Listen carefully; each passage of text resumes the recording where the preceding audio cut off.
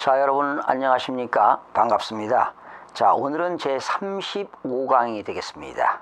페이지는 329쪽이고요. 사회행위 취소에 대해서 살펴보겠습니다. 자, 오늘은 35강입니다. 사회행위입니다.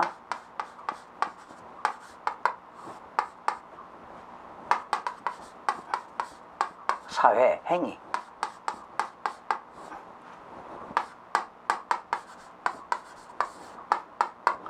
사회행위 취소입니다.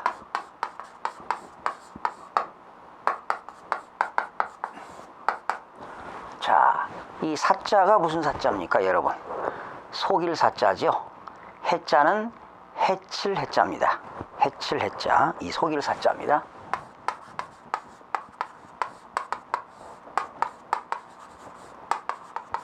해칠해. 그러니까 속여서 해친다 이런 얘기죠. 그래서 사회행위라고 하는 것은요, 채무자가 채권자에게 채무를 갚지 않으려고 채무자의 재산을 어떻게 하는 겁니까? 감소시키거나 아니면 채무자가 채무액을 늘려가지고 채권자가 충분하게 채권자에게 변제를 받을 수 없도록 하는 그런 행위입니다. 그러니까 쉽게 얘기하면 채무자가요, 채권자에게 빚을 갚지 않으려고 채무를 상환하지 않기 위해서 본인의 채무자의 재산을 축소시키는 겁니다. 또한 채무자가 빚이 많은 것처럼 이렇게 확대하는 거, 이러한 행위를 사회행위라고 하는 겁니다.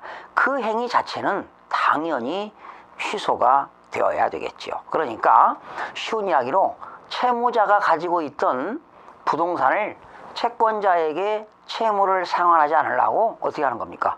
타인에게 소유권을 넘기는 거지요. 그러한 그 법률 행위 그 자체는 취소시킬 수 있다는 겁니다. 누가요?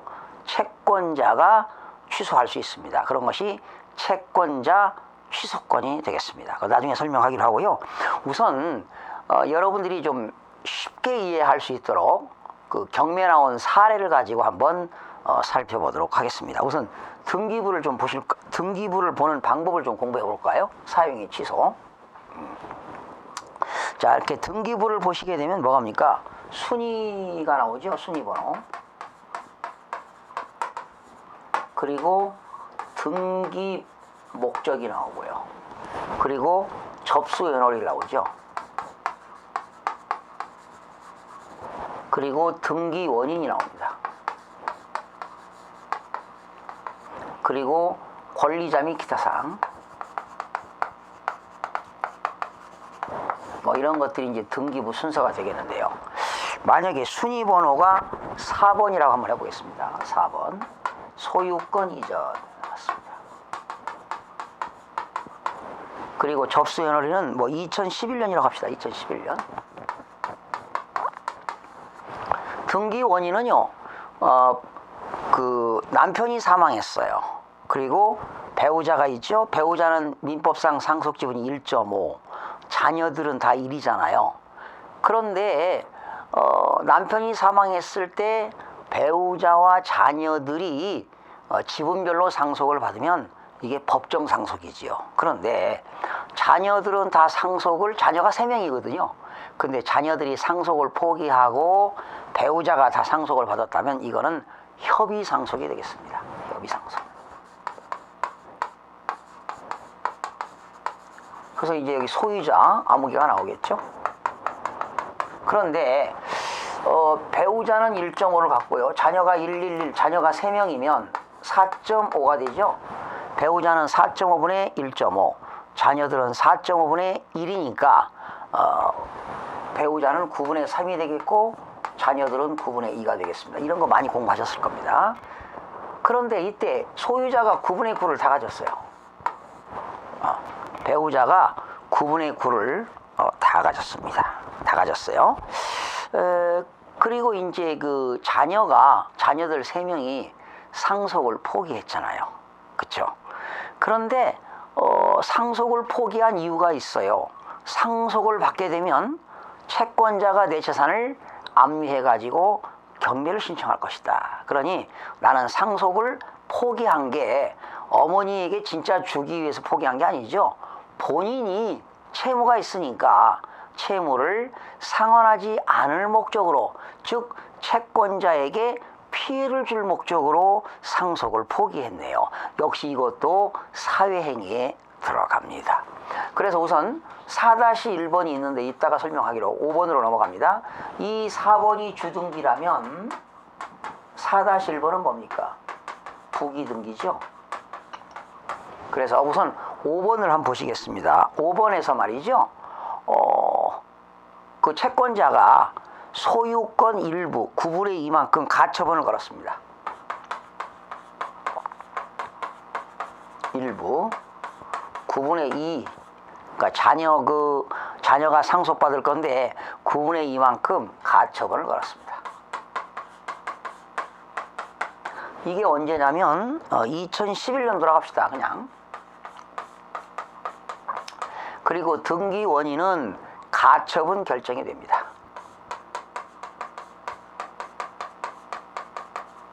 가처분 결정이고요. 그 다음에 권리자 및 기타 상해는 채권자가 돈 받을 권리를 뭐라고 하죠? 피보전 권리라고 하죠. 피보전 권리이고요. 그 권리자 및 기타 상해는 피보전 권리로서 사회행위 취소로 인한 사회행위 취소를 원인으로 한 사회행위 취소를 원인으로 한 소유권 이전 등기 청구권입니다. 소유권 이전 등기 청구권.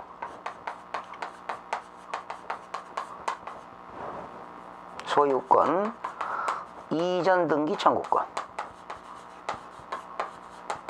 그러니까 채권자가 그 채무자 이 어머니가 지분 9분의 9를 가지고 있는데 9분의 2만큼을 소유권 이전 등기를 청구한 거죠.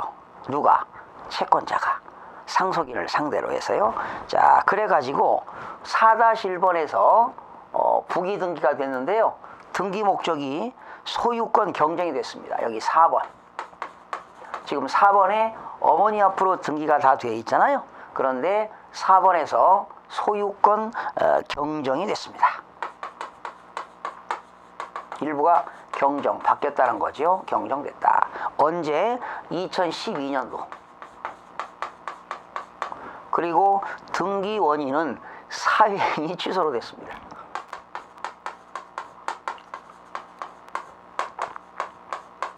근데 본인이 스스로 등기한 게 아니죠. 누가 등기했나요? 채권자가 되는데 이때 권리자를 보게 되면 공유자. 엄마는 9분의 7이 되는 거예요, 이제. 그리고 공유자 또 자녀가 되겠죠. 9분의 2만큼.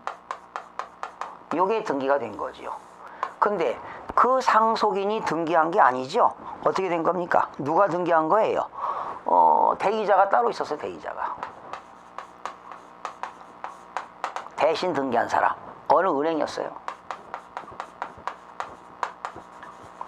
대의 원인이 있을 거 아닙니까? 대의 등기할 때 채권자가 대신 등기한 그 대의 원인은 뭐였느냐? 사회행위 취소 등이었습니다.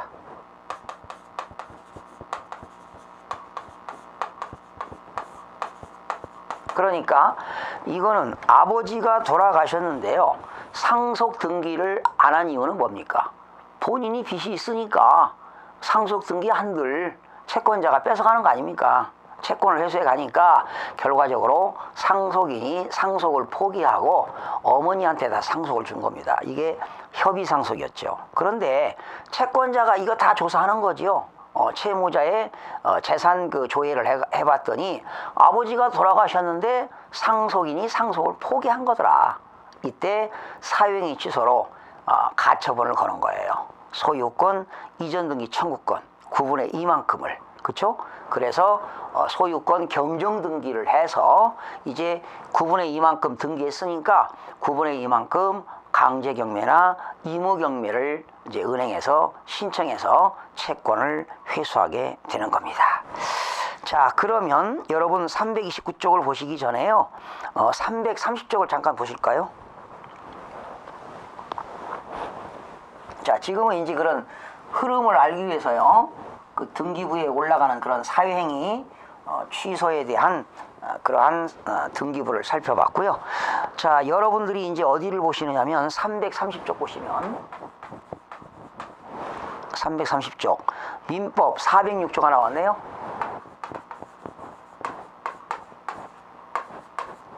이 406조가 채권자 취소권입니다.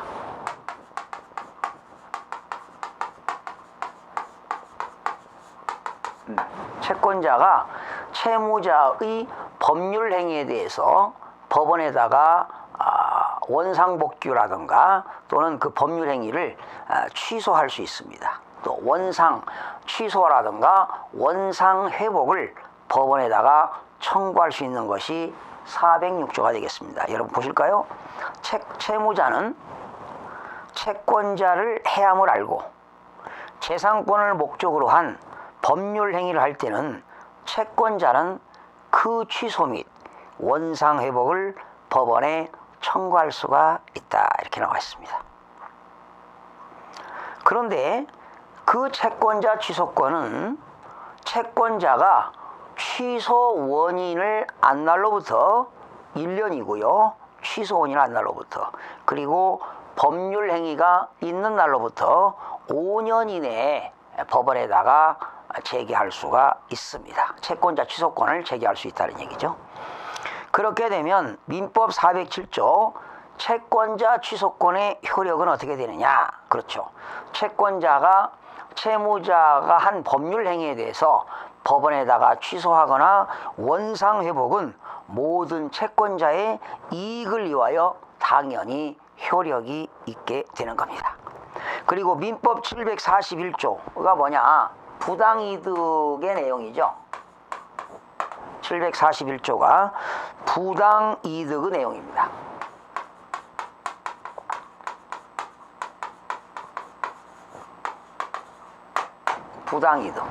부당이득을 취하게 되면 어떻게 될까요? 그 이익을 당연히 반환해야 되겠죠. 거기 보세요. 법률상 원인 없이 타인의 재산 또는 노무로 인하여 타인의 재산과 노무로 인하여 이익을 얻고 이로 인하여 타인에게 손해를 가한 자는 어떻게 됩니까? 그 이익을 손해본 사람에게 그 부당이득을 반환하여야 한다라는 내용입니다. 또 민사집행법 148조를 보시게 되면 말이죠.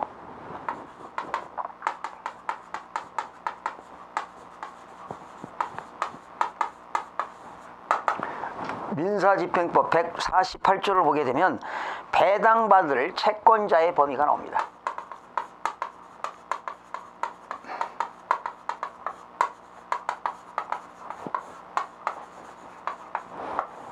배당받을 채권자의 범위가 네 가지가 있죠. 배당 요구 종기까지 경매 신청을 한 압류 채권자, 또한 배당 요구 종기까지 배당 요구를 한 채권자, 또 첫 경매 개시 결정 등기 전에 등기된 가압류 채권자, 일반 채권자가 되겠죠. 그리고 이제 저당권, 전세권, 이러한 물건인 우선 변제권이 있는 사람들은 첫 경매 개시 결정 기입 등기 전에 당연히 매각으로 소멸이 되겠지만 이러한 채권자들, 저당권자, 전세권자도 당연히 배당을 받을 권리가 있습니다. 그러면 민사집행법 256조에서는 어떻게 됩니까?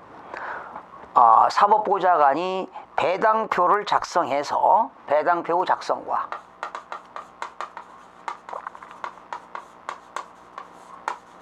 배당을 실시하겠죠. 그죠? 배당표를 작성해서 실시한다라는 내용이고요. 그런데 이제 배당표를 작성했을 때 민사집행법 149조에서는요, 뭐가 있습니까? 배당표의 확정입니다.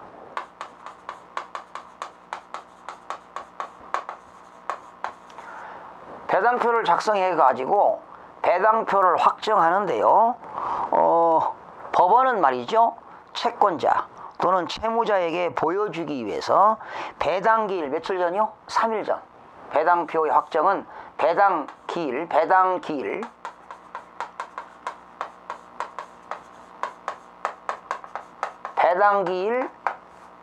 3일 전까지 말이죠. 배당표 원안을 작성합니다. 3일 전까지. 배당표 원안을 작성해 가지고 이해 관계자들에게 열람할 수 있고요. 또는 채권자들에게 신문을 해 가지고 배당표를 확정하게 되는 겁니다. 네.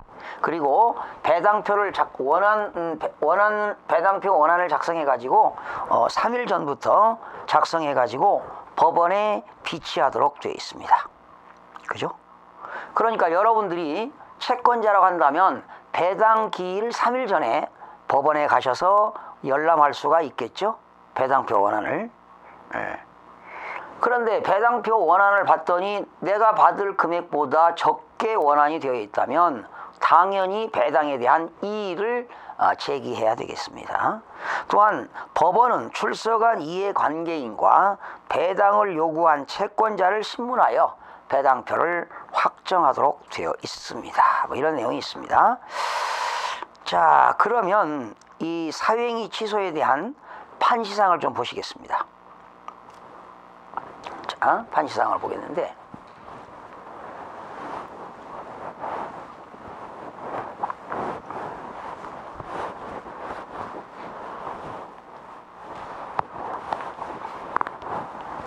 자, 지금 이런 경우에요.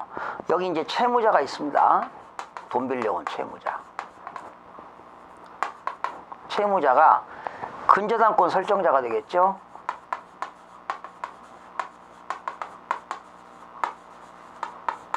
채무자이면서 이 부동산 소유자가 되겠죠. 그렇죠? 근데 이 물건이 이제 경매가 진행되는 거죠. 소유자 물건이. 근데 여기는 누가 있느냐? 채권자. 누굽니까? 근저당권자. 이 근저당권자가 법원에다가 배당을 신청해 가지고 배당을 받았습니다. 배당이 확정됐죠. 배당이 확정돼 가지고 배당 기일 날 배당금을 받았습니다. 배당을 받았는데 다른 채권자들이 여기 다른 채권자들이 여러분 저당권은 배당을 물건이기 때문에 선순위가 된다면 배당을 많이 받아가겠죠.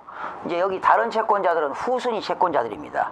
얘가 배당을 받아가니까 얘네들은 배당받을 권리가 별로 없어요. 배당금이 적다 이 말이죠. 그런데 이 얘들이 보니까 이 채권자가 채권자하고 채무자하고 이 채무자의 물건에다가 채권자가 근저당권을 설정했는데 허위인 근저당을 설정한 겁니다. 그러니까 정상적인 배당을 받을 수 없는데, 그러니까 다른 채권자들이 이들은 이 행위가 사유행위다. 그 행위이기 때문에 이 행위가 사유행위 취소로서 얘들이 배당을 받은 것은 무효가 된다 이런 얘기죠. 그러니까 이 채권자는 배당받을 권리가 상실되어져야 된다 이런 얘기. 상실. 정상적인 채권자가 아니다. 이 채무자와 채권자 행위가 사유행위이기 때문에 얘가 정상적으로 배당을 받을 수가 없다라고 다른 채권자들이 이의를 제기했던 거지요. 그러면 이 법원에서는 이 근저당권자에게 지급된 배당금은 받을 권리가 상실된다면 그 배당금은 누가 받아가느냐? 다른 채권자들에게 배당이 이루어지는 겁니다. 네. 그죠? 그러니까 얘는 뭘로 보느냐? 부당이득으로 보는 거야. 부당이득. 얘가 받은 배당은 부당이득이기 때문에 다른 채권자들에게 반환할 의무가 있다는 얘기죠. 얘가 받은 것은 다른 채권자들에게 반환 의무가 있다. 네가 받은 건 뭐니까? 부당이득이니까. 부당이득으로 모아서 너에게 네가 받을 배당금은 배당받을 권리가 상실되니까 그 배당금은 누구에게 기속되느냐? 다른 채권자들에게 기속된다. 너의 배당은 부당이득으로 모아서 다른 채권자들에게 반환할 의무가 있다라는 그러한 대법원 판례가 되겠습니다. 그래서 거기 한번 볼까요, 여러분? 2번 보세요. 경매법원이 근저당권자를 배당을 받아야 할 채권자로 인정하여, 그쵸? 법원이 얘를 채권자로 인정해가지고 배당금을 지급했어요. 그런데 근저당권자와 여기 채무자의 체결한 근저당권 설정 계약이 사회행위에 해당한다. 너희 계약한 게, 설정 계약한 게 사회행위에 해당한다. 그래서 이것이 취소됨으로써 근저당권에 기하여 배당을 받을 권리가 상실되었다. 네가 배당받을 권리가 상실되었다는 거죠. 그때 수익자인 근저당권자에게 지급된 배당금의 귀속은 어떻게 되느냐? 다른 채권자들에게 네가 부당이득으로 반환할 의무가 있다. 너는 배당받을 권리를 상실했는데도 불구하고 배당금을 받았으니까 부당이득이기 때문에 다른 채권자들에게 반환해야 될 의무가 있다라는 이런 사회행위 취소 판결이 된 겁니다. 그 다음에 세 번째는 이런 경우지요. 제가요 이런 것이 사회행위가 되느냐 안 되느냐. 제가 이제 어느 거래처하고 물건을 외상으로 사와 가지고요, 그걸 팔아 가지고 판매 대금을 받아서 이제 결제하는 그런 시스템이었습니다. 그런데 계속적인 거래 관계를 맺고 있는 거래처가 어느 날, 야, 나하고 계속 거래를 하려면 너 담보로 제공해, 부동산을. 근저당권 설정해라. 그러면 계속 물건을 공급하겠다 라고 근저당을 설정했다면 이것이 사회행위가 되느냐? 절대로 사회행위가 될 수가 없습니다. 왜? 이거는 계속적인 거래관계이기 때문입니다. 그러나 계속적인 거래관계가 아닌 상태에서 내가 자산은 10억인데 부채가 15억입니다. 이런 걸 우리는 채무를 초과했다 그럽니다. 채무가 초과한 상태에서 또 다른 채권자에게 근저당권을 설정하는 것은 사회행위에 해당합니다. 그러면 다른 채권자들이 더 채권 회수가 안 되기 때문에 이것도 하나의 사회행위라고 보는 것입니다. 그래서 근본적으로 사회행위라는 것은 채무자가 말이죠, 돈 갚을 채무자가 고의로 자기 재산을 감소시키거나 또는 고의적으로 채무액을 늘려가지고 다른 채권자들이 충분한 채권을 변제받을 수 없게 하는 그러한 행위가 바로 사회행위가 되겠습니다. 그러면 3번 한번 보실까요, 여러분? 계속적인 거래관계에 있는 구입처로부터 외상매입대금 채무에 대한 담보를 제공하지 않으면 사업에 필요한 물품의 공급을 중단하겠다는 통보를 받고 물품을 공급받아 사업을 계속 추진하는 것이 채무 변제력을 갖게 되는 최선의 방법이라고 생각하고 물품을 공급받기 위하여 부득이 부동산을 특정 채권자에게 담보로 제공하고 그로부터 물품을 공급받은 경우 채무자의 담보권 설정 행위가 사회행위에 해당하는지 여부, 이거는 사회행위가 아닙니다. 그렇죠? 그러나 여러분 335쪽을 보실까요? 335쪽 제일 밑에 4번 상고 이유라고 나왔죠? 4번의 가 한번 보겠습니다. 채무 초과 상태에 있는 채무자가, 여러분 채무 초과라고 하는 것은 자산보다 부채가 많은 것이 채무초과가 되겠습니다. 채무초과 상태에 있는 채무자가 그 소유의 부동산을 채권자 중 어느 한 사람에게 채권 담보로 제공하는 행위는 특별한 사정이 없는 한 다른 채권자들에 대한 관계에서 당연히 사회행위에 해당합니다. 다만 계속적인 거래관계에 있는 구입처로부터 외상매입대금 채무에 대한 담보를 제공하지 않으면 사업에 필요한 물품의 공급을 중단하겠다는 통보를 받고, 물품을 공급받아 사업을 계속 추진하는 것이 채무 변제력을 갖게 되는 최선의 방법이라고 생각하고, 물품을 공급받기 위하여 부득이 부동산을 특정 채권자에게 담보로 제공하고 그로부터 물품을 공급받았다면 이 경우에도 특별한 사정이 없는 한 채무자의 담보권 설정 행위는 사회행위에 해당하지 않는다 이 말이죠. 다만 사업의 계속 추진과는 아무런 관계가 없어요. 계속적인 거래관계가 아닌데 기존 채무를 피담보 채무 범위에 포함시켰다면 그 부분에 대한 사회행위에 해당한다. 그러니까 채무가 초과된 상태에서도 이렇게 근저당권을 설정했다면 그러한 행위는 사회행위에 해당한다는 그런 대법원 판례가 나와 있습니다. 뒤에도 한번 읽어보시기 바랍니다. 뒤에 보시니까 한편 사회행위 취소에서 수익자가 사회행위임을 몰랐다는 사실은 수익자 자신에게 증명책임이 있으며, 이때 사회행위 당시 수익자가 선의였음을 인정할 때는 객관적이고도 납득할 만한 증거 자료 등이 뒷받침되어야 할 것이고, 채무자의 일방적인 진술이나 제3자의 추측에 불과한 진술 등에만 터잡아 그 사회행위 당시 수익자가 선의였다고 선뜻 단정하여서는 아니 된다는 그러한 대법원 판결이 있습니다. 그러니까 지금 이 채무자가 채권자하고 설정 계약을 맺었습니다. 그런데 계속적인 거래관계도 아니고 이 채무자는 지금 채무 초과가 된 상태에서도 채권자하고 이런 설정 계약을 체결했다면 사회행위로 봐야 된다는 대법원 판례가 있습니다.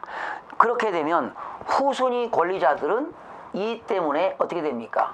다른 채권자들에게 막대한 손실을 끼치게 되기 때문에 이 채권자가 받은 그 배당은 부당 이득으로 보아서 다른 채권자들에게 반환해야 될 의무가 있다는 대법원 판례를 살펴봤습니다.